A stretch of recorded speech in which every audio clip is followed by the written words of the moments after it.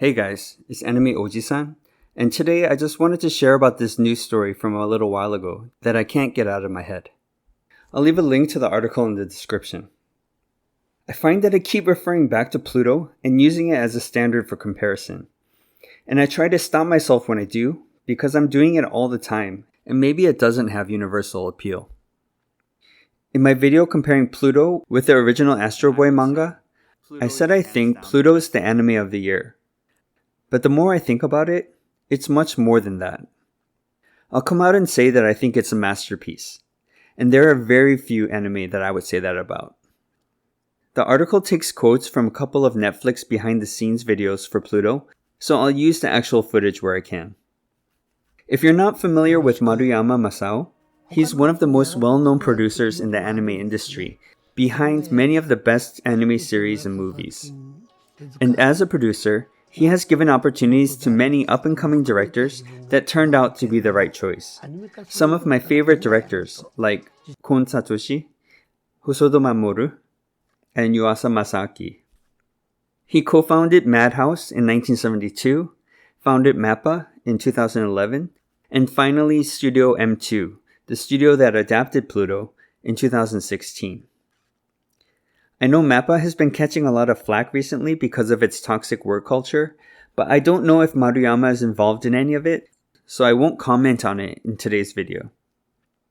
Anyway, Maruyama created Studio M2 because he had two big projects he wanted to finish up before he died, and also wanted to set up the infrastructure so that they could be completed even if he did die. I assume that one of those two projects was Pluto. Of course, he didn't die, and he actually attributes this to his passion for making that adaptation of Pluto. Pluto was his passion project, one that he wanted to complete before he died. But he didn't rush it. He worked on it for over 5 or 6 years. You can usually feel when people are passionate about what they create. Passion is a secret ingredient that makes things good. But the part of the interview that really struck me was this part. でパイロット作るときに浦沢先生に「お前モンスターもやってるんだからそのクオリティじゃダメだよ OK しないぞ」と言われて「もうやってやろうじゃないか」みたいなつもりで This is a guy who has been a big dog in the industry for over 50 years, produced some of the greatest shows and found some of the best talent. And while making the pilot for Pluto, he still checked with Urasawa to make sure it was up to snuff. And when Urasawa said it wasn't good enough, he went about to make it even better. I don't know what the ideal relationship is between an adaptation production team and the creator of the source material. If someone writes a book and it gets turned into a movie, do you want the author to be on set giving feedback? Or is it a case of too many cooks? And what if both the writer and the producer or director are giants in their respective industries? Stephen King is one of the most adapted authors ever, and it's well known that he didn't like Kubrick's The Shining, particularly for its lack of character development, which is central to the story. I thought it was a great movie, but would it have been even better if King had been there and Kubrick had listened to his feedback? King had this to say about Kubrick. I think he did some terrific things, but boy, he was a really insular man.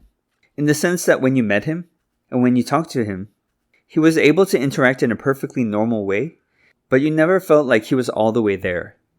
He was inside himself. I think this tells us that while King and Kubrick interacted, and Kubrick was a civil person, there wasn't this connection and real communication between them. In Pluto, we have this perfect line of respect from masters of their craft, from Maruyama to Urasawa, all the way back to Tezuka Osamu. We had passion and respect and mastery and freedom in terms of time and format, and when all those things come together, you get something rare and beautiful. I'm glad that Maruyama didn't kick the bucket. I strongly suspect that he created Studio M2 just to make Pluto, and I'm curious that if there is one more big project, exactly what it is. If you haven't seen it yet, please check out Pluto. You can watch it on Netflix. It's an example of a faithful adaptation executed to perfection.